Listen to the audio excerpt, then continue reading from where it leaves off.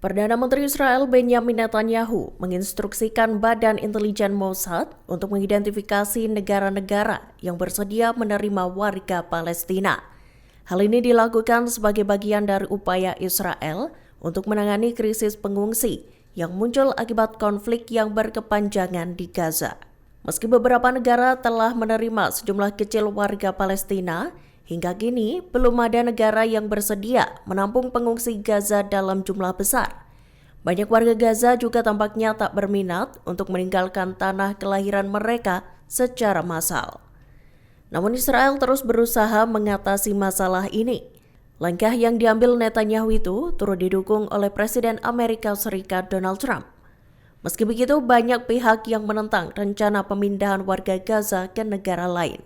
Pasalnya, hal itu dianggap hanya akan memperburuk situasi dan menambah ketegangan di wilayah lain. Hamas digadang bakal membebaskan sejumlah sandera Israel jelang Idul Fitri.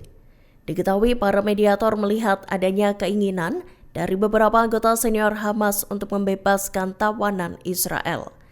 Namun belum diketahui imbalan apakah yang diinginkan oleh militan Palestina tersebut. Dikutip dari Tribun News, jika Hamas benar-benar membebaskan sandera, Eden Alexander akan menjadi salah satunya.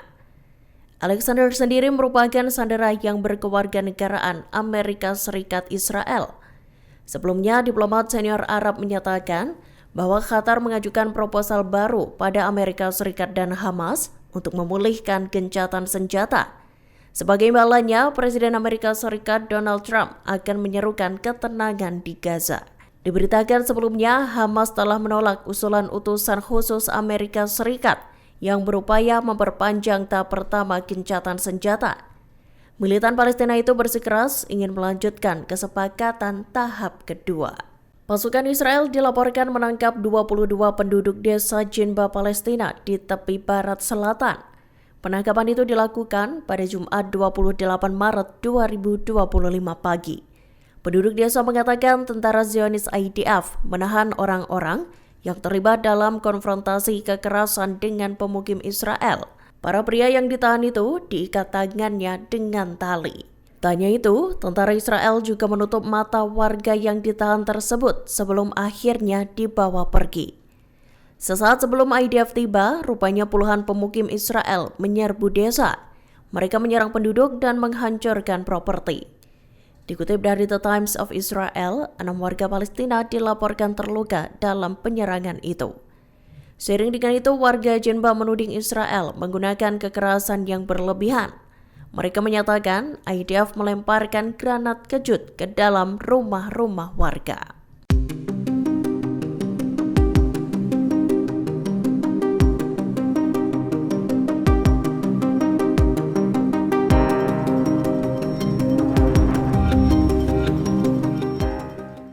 Militer Israel IDF mengakui bahwa pihaknya menembaki ambulans di jalur Gaza.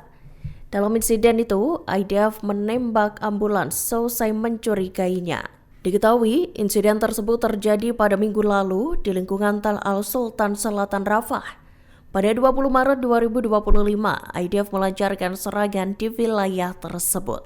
Serangan itu melanjutkan pemboman udara di Gaza selesai gencatan senjata rapuh. Dalam pernyataannya, IDF mengklaim bahwa ambulans tersebut digunakan oleh militan Hamas.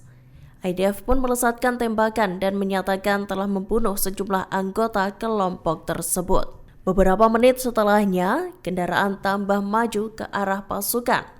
IDF pun kembali mencurigai kendaraan tersebut. Dua pejabat Amerika Serikat mengungkapkan bahwa Israel telah memberikan informasi intelijen mengenai kelompok Houthi.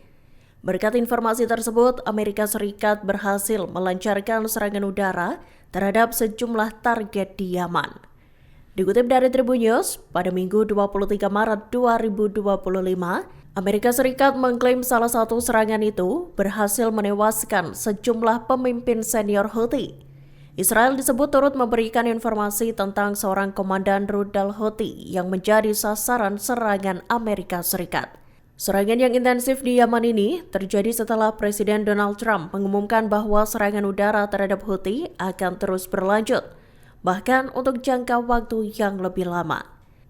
Trump menyatakan Houthi telah menerima pukulan yang menghancurkan dan menyakitkan. Presiden Amerika Serikat itu juga mengatakan, meski Houthi menebakkan perdamaian, mereka belum siap untuk melaksanakannya. Download Tribun X sekarang, menghadirkan lokal menjadi Indonesia.